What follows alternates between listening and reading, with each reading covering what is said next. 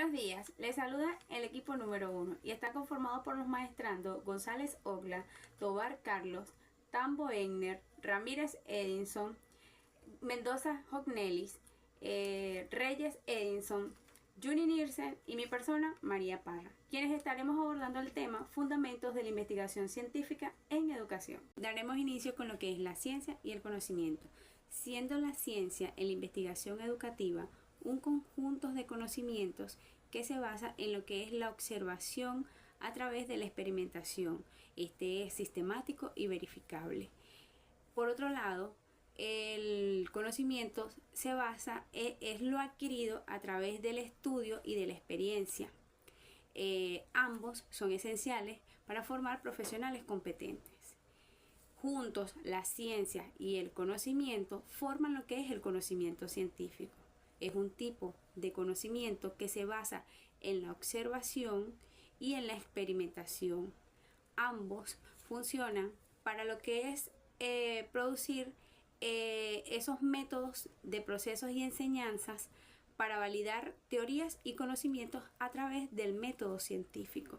Esto va a permitir a los investigadores profundizar y analizar a través de nuevas teorías para los procesos de enseñanza y aprendizaje, que ayudarán a lo que es la verificación científica de estas teorías y investigación científica de las teorías y los conocimientos. Dentro de la investigación educativa, este proceso de enseñanza-aprendizaje ayuda a que los investigadores utilicen esta herramienta para observar problemas, identificar una solución que sea innovadora para resolver la misma. Buenos días, mi nombre es Ogla González. En esta oportunidad le voy a hablar sobre lo que es método científico. Método científico es una herramienta sistemática y objetiva que nos ayuda a investigar fenómenos de diferentes maneras para poder concebir, planificar y ejecutar una investigación de manera objetiva, fidedigna y expresarlo correctamente para así entender y tener un buen resultado. Mediante este proceso tenemos 4 maneras de cómo hacerlo. Primero, observación y pregunta. ¿Qué es observación? Vamos a observar el fenómeno, a formular y hacer las preguntas claras sobre por qué o cómo ocurre. Después vamos a lo que es la hipótesis. La hipótesis nos va a dar una proporción, nos propone una explicación tentativa y comprobable mediante una predicción para así responder las preguntas, las cuales vamos a hacer mediante la observación y pregunta, valga la redundancia. Después seguimos el paso que es la experimentación. ¿Qué es la experimentación? La experimentación se diseña, se ejecuta un experimento para probar lo de la hipótesis y así asegurar los resultados fidedignos y comprobables. Después vamos a lo que es el análisis y la conclusión. El análisis y la conclusión es la valorización que se le da a los datos ya experimentados para así determinar una hipótesis que sea validada y se tenga una formación de conclusión. Esto nos va a llevar a nosotros a adquirir los datos que ya hemos recopilado para así comprobar los resultados que tienen bajo de una revisión, bien sea recolección de datos y los resultados mediante por otro científico. Procedemos a hablar un poco acerca de los paradigmas. ¿Qué es eso? ¿Qué es paradigma? Bueno, como pueden contemplar en la lámina, se conoce como un sistema de creencias, valores, técnicas que permiten darle rigurosidad científica a la investigación. Aunque hay unos conceptos que acabo de sintetizar, hay una autora llamada Bachilachi que ella define los paradigmas o el paradigma como un marco teórico, metodológico, filosófico que le permite al investigador gozar de un compendio, una arquitectura rigurosa que le va a dar la posibilidad de apropiarse de una serie de elementos y darle a esa investigación científica esa rigurosidad en aras de que pueda comprender, concebir, observar e interpretar la realidad o los fenómenos sociales en función del contexto en el que se desarrolla. Es decir, el paradigma es el que va a permitir darle la arquitectura, el dinamismo, el diseño a la investigación en aras de que sea algo saludable y, por supuesto, robustecido y con un cimiento teórico, epistémico y filosófico. Es importante al momento de hablar de esta temática entender que el investigador, a la hora de comprender el paradigma, pues algunos autores definen el paradigma como cualitativo, cuantitativo, multimétodo, pero otros autores como Thomas Kuhn hablan del paradigma positivista, interpretativo, sociocrítico. Y hay otros paradigmas emergentes como la complejidad y el holométodo. En este momento, por cuestiones de tiempo, no vamos a abordarlos todos. Abordaremos los tres más interesantes y los más renombrados: el paradigma positivista, el pospositivista interpretativo y el paradigma sociocrítico o crítico social. Por eso es muy importante que el investigador, al momento de abordar, apropiarse de un paradigma en específico que tribute y conjugue con su investigación, es importante que conozca el papel o el rol ontológico, es decir, cuál es la naturaleza de esa realidad que va a investigar. El rol epistémico, en pocas palabras, ese plano me permite determinar cuáles son los recursos que me van a contribuir o ayudar a que yo genere conocimiento y le van a dar cimiento, fundamento a mi investigación. Y el plano metodológico, qué métodos, qué herramientas van a contribuir para que yo desarrolle, produzca información, produzca conocimiento. Bueno, el paradigma y los enfoques tienen que ver mucho con eso. Hablemos un poco acerca del paradigma positivista. Este paradigma, su naturaleza es objetiva. Se ve la realidad como única, fragmentable. Aquí el investigador tiene como finalidad medir, inferir, predecir. Ese es el objetivo de este paradigma: comprobar, corroborar, cuantificar, ¿sí? Medir determinados fenómenos y elementos. Se usa, si el enfoque es cuantitativo, pues precisamente es así. Usa la lógica, el razonamiento lógico, la estadística, el nivel probabilístico. Este paradigma permite que, o es susceptible a medir tendencias, comparar, corroborar, constatar, determinar determinados datos y cómo estos generan información. Pues este paradigma da una información generalizada de la realidad. Algo muy importante es que el investigador no está imbuido o involucrado en esa realidad. La ve desde afuera, la observa desde afuera. No obstante, puede valerse del método hipotético deductivo, del método estadístico, encuestas. Hay una serie de métodos. Este paradigma le proporciona al investigador una serie de métodos, técnicas y herramientas que van a ser explicadas más adelante por otros compañeros en otra video exposición, pero es para tener la idea clara y precisa. Es probabilístico, es fragmentable, es único, es así se ve la realidad. Damos paso al paradigma interpretativo, también conocido como pospositivista, naturalista. Algunos autores lo denominan cualitativo, fenomenológico. Este paradigma viene a ser la alternativa al paradigma positivista, es decir, permite que la realidad no sea solamente objetiva, sino que haya diversas dimensiones, un carácter subjetivo entra a colación aquí en este paradigma. ¿Qué característica tiene? A diferencia del paradigma positivista, que tiene como finalidad medir, cuantificar, aquí no. Aquí se profundiza, no se generaliza. Se procura interpretar, comprender, develar, generar, construir aproximaciones o constructos teóricos. Esto profundiza la realidad y se ve la realidad no solo de manera única, radical, no, es versionada, es relativa, es temporal, es construida socialmente desde las voces o interacciones de versionantes e informantes clave, quienes desde sus significados, concepciones y experiencias en su contexto natural contribuyen a generar conocimiento. Su enfoque es netamente cualitativo, lo que contribuye a que se usen métodos como la entrevista, pero no cualquier entrevista, sino la entrevista a profundidad, observación participante, análisis de discurso, narrativa biográfica. Va más allá, trata de comprender e interpretar lo imperceptible A diferencia del paradigma positivista, donde todo es medible, predecible, aquí no, aquí se usa el método inductivo. Y eso contribuye a que el investigador esté imbuido, inmerso en la realidad. Él participa para comprender la realidad, objeto de estudio, está dentro de ella. Y continuamos con el paradigma sociocrítico, crítico-social. Este nace de la Escuela de Frankfurt.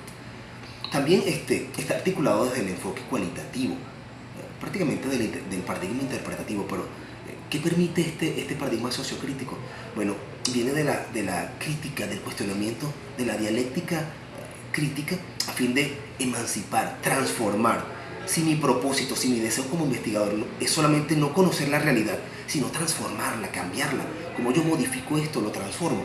El paradigma crítico social es el ideal. Aquí se conoce a quienes participan como actores sociales, son co-investigadores. Ellos están deseosos de solventar el problema, no solamente comprenderlo, conocerlo, interpretarlo, no, va más allá, solventarlo. Procuran generar el campo de la justicia, de la transformación, de la mejora, de dar respuestas y soluciones a una problemática. En el campo de la educación y de las ciencias sociales, este paradigma es ideal, es el idóneo. También bueno, se basa en la investigación acción participante, es decir, quienes están aquí están más que involucrados, tienen un compromiso moral, ético, axiológico de solventar la realidad, transformarla, emanciparla y brindar soluciones atractivas a quienes están investigando. Vale destacar que este paradigma contribuye o tributa a la solución de cualquier tipo de problemas. Y algo muy importante es que no nos asustemos por la manera rigurosa que se va a usar al momento de presentar la información, pues cada recinto universitario, cada institución, lo que incluye nuestra universidad, la UNEYES, cuenta con una normativa que nos brinda una serie de pasos, las directrices, las fases para llevar a cabo el proceso investigativo. El paradigma lo que me va a permitir es que apropiarme de los métodos, de las técnicas, de las herramientas para generar la información, para analizar los datos, para desarrollar y darle arquitectura a la investigación. Pero la dinámica del trabajo la brinda la normativa de la cual nos estemos basando en función de la universidad. Hablemos ahora de enfoques emergentes, novedosos, que requieren indudablemente de una practicidad y un compendio investigativo riguroso por parte de cualquier profesional, la multidisciplinariedad. Hablamos del multimétodo. La realidad es lo que parece. ¿Y si es esto o aquello? ¿Y si es esto y aquello? Ambas realidades, ambas percepciones deben ser investigadas. ¿Cómo abordarlas? He allí donde entra el multimétodo. Para Chen, en el 2006, él define el multimétodo, el método mixto, como el uso riguroso, sistematizado, organizado de los métodos tanto cuantitativo como cualitativo, a fin de que emplearlos en una investigación o en un estudio o para abordar un problema o un fenómeno y comprender la intersubjetividad, es decir, tanto el enfoque objetivo y la percepción subjetiva. Esto va a permitirnos tener una fotografía completa de la investigación y un resultado bastante consono, ideal, que logre la toma de decisiones precisas en el campo de la educación, el contexto de la educación. El método mixto permite dar la posibilidad de que haya una investigación bastante consolidada a través de un enfoque integrador, expansivo, mixto, donde se disponga de una serie de elementos, un abanico de herramientas y técnicas que fortalezcan ese proceso investigativo que hemos de desarrollar. Claro está, este método, el multimétodo, no puede ser utilizado por todo el mundo, exclusivamente por esas personas, esos profesionales que están bien imbuidos, bien compenetrados con el enfoque cualitativo, enfoque cuantitativo, y logren cohesionar, unificar estos elementos para tener una captura más completa del fenómeno que se desea abordar.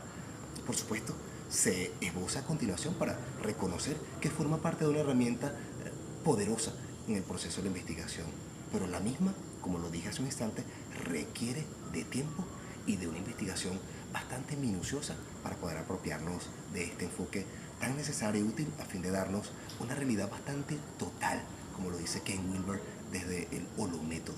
Quien les saluda, el maestrante Egner Tambo Rivero, y vamos a estar disertando algo que se llama la ética de la investigación.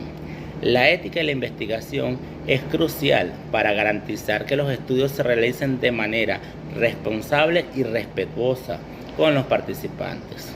Esto incluye obtener consentimientos informando y asegurando la confiabilidad. Asegura que la investigación se realice de manera responsable y respetuosa en los sujetos involucrados. Esto nos conlleva a algo que se llama la bioética, que son los principios éticos que debe tener un investigador y un sujeto investigado.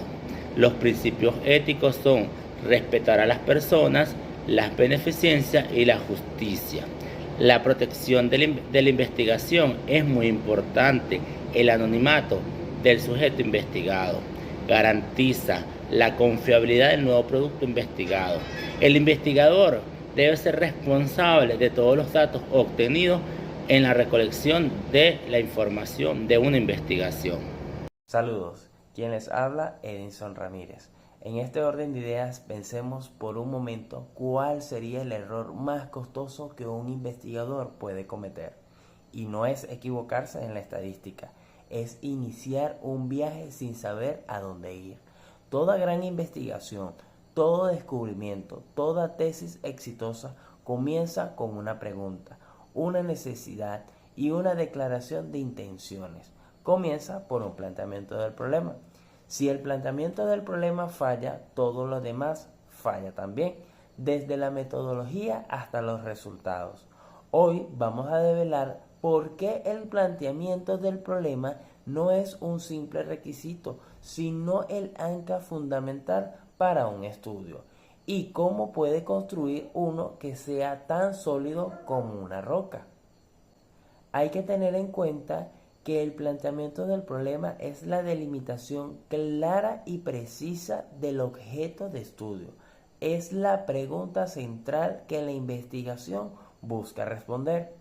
El problema no es una falta, es una pregunta. Debe ser interrogativa y expresar la relación entre dos o más variables. Un error común es confundir el problema con una simple falta o afirmación. Hay que formular una pregunta que sea susceptible y de prueba empírica.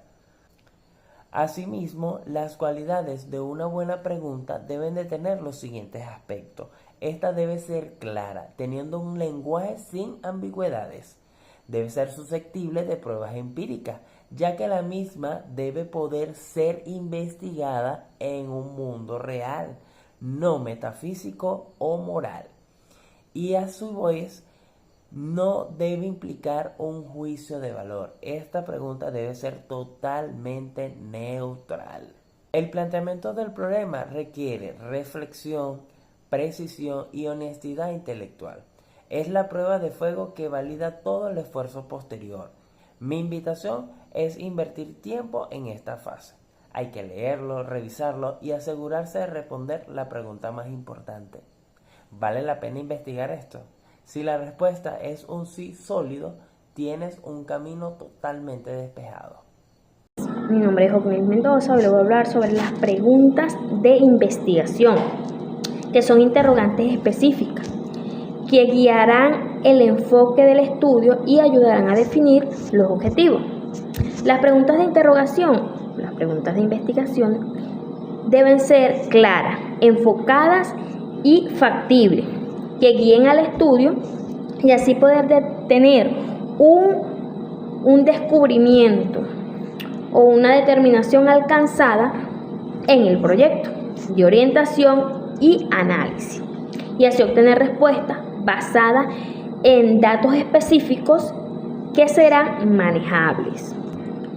Las preguntas de investigación deben ser claras y específicas y así fácil de entender. Factibles, que sean posibles de responder, relevantes y novedosas para poder obtener conocimientos nuevos que nos ayuden a adquirir esos conocimientos, que sean medibles, recolección de datos empíricos, También deben ser no dicolónicas en cuantitativo, o sea, las respuestas no deben ir más allá de un sí o un no. Guías metodológicas que identifiquen qué tipo de investigación es, si es cualitativa, si es cuantitativa o si es mixta. Las formulaciones de estas investigaciones deben ser verbos interrogativos, como pueden ser qué, cómo, cuándo, dónde, por qué y para qué. También pueden ser variables o conceptos identificados en el elemento del estudio, la relación que debe ser establecida con una conexión variable, por ejemplo, cómo influye esas preguntas investigativas o esas interrogantes que nos debemos hacer, y el contexto. Especificar la población, lugar o situación donde vamos a realizar ese proyecto, el por qué vamos a difundir ese proyecto. Quien les habla, Edinson Albert Reyes Villanueva. En estos momentos, siguiendo la línea de ponencia, he de hablarle un poco sobre lo que es la justificación y relevancia de una investigación. La justificación y relevancia de una investigación explican por qué es necesario, para qué sirve el estudio y sus motivos, la pertenencia que este mismo va a tener, al igual que el impacto que va a generar en un punto de vista académico o de un punto de vista social. Pero ¿qué es en sí la justificación? No es más que una sección donde las razones y fundamentos son expuestos, donde se debe mostrar una convincencia y una fundamentación. Contrario a la relevancia, que es una referencia al valor, el impacto y la demostración de un cambio y transformación que puede generar en el sistema, ya sea desde un punto de vista teórico, práctico o metodológico. Mi nombre es Nirce Yuni y para continuar con la disertación acerca de los fundamentos de la investigación, a mí me corresponde hablarles sobre los objetivos. Tenemos el objetivo general y los objetivos específicos. El objetivo general de una investigación es el fundamento o la meta que pretendemos lograr. Es el objetivo macro de la investigación. Y en el caso de los objetivos específicos se desglosa o son metas pequeñas del objetivo general. Estos objetivos específicos son metas más concretas y de menos alcance al objetivo general. Como por ejemplo podemos mencionar como objetivo general lo siguiente: evaluar el impacto de los usos prolongados de los dispositivos móviles en cantidad a niños o adolescentes. Eso sería nuestro objetivo general. Y podemos desglosar como objetivos específicos. El primero, analizar la relación entre el tiempo de uso de los dispositivos móviles y la duración del sueño. Y como segundo objetivo específico pudiéramos desglosar, investigar si hay diferencias entre la calidad del sueño entre un grupo de personas que no utilizan dispositivos móviles a un grupo de personas que utilizan los dispositivos por mayor tiempo. En este caso estaríamos hablando de niños y adolescentes. Esa es la diferencia entre el objetivo general y el objetivo específico. El general, como les mencioné, enmarca lo global o la meta macro, y los específicos, las pequeñas metas que van a contribuir a la investigación a llegar al objetivo general o a cumplir la meta principal de la investigación. Para hacer nuestro cierre de este video de disertación académica, podemos decir que el nivel académico o la investigación a nivel académico es fundamental en todos ámbitos y tiene distintos pasos para que se lleve o se desarrolle el proceso para una investigación oportuna, adecuada y en un espacio o un territorio que amerite la discusión de algún problema que se vuelve un objetivo. Es por ello que podemos decir que la ciencia no solo es un conjunto de conocimientos, es un proceso continuo de explorar, de descubrimiento, que nos invita a cuestionarnos lo que creemos saber, desafiando nuestras propias percepciones y ampliando nuestras fronteras de entendimiento. Cada pregunta que formulamos o cada experimento que realizamos se abre una puerta hacia una nueva posibilidad que puede transformarse en una nueva visión en el mundo. ¿Qué quiere decir esto? Que debemos seguir investigando como próximos docentes universitarios. Es nuestra base fundamental para ir creciendo educativamente e ir formando mejores profesionales a nivel universitario. Gracias.